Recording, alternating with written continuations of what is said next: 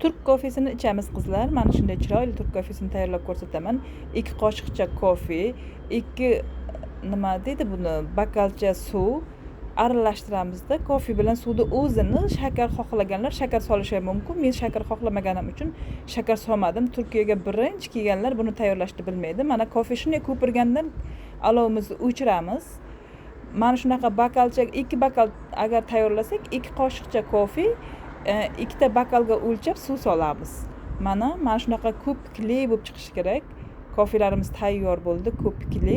Buni yoniga albatta suv qo'yasizlar. Suvsiz kofe bo'lmaydi. Suv bilan kofeni ichadi bu yerdagilar endi.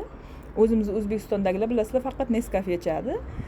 Keyin buni yoniga xohlasalaring konfet, xohlasalaring mana bunaqa shokolad bilan kofeni ichasizlar. Men birinchi kelgan paytim kofeni qanday tayyorlaydi, qanday ichadi umuman bilmaganman. Bilmaganlar uchun men video qildimda mana chiqarib qo'ydim. Xohlagan vaqtlaring tayyorlab ichinglar. Tayyorlaganlarga yoqimli ishtaha. Menga albatta like bosishni unutmanglar do'stlarim.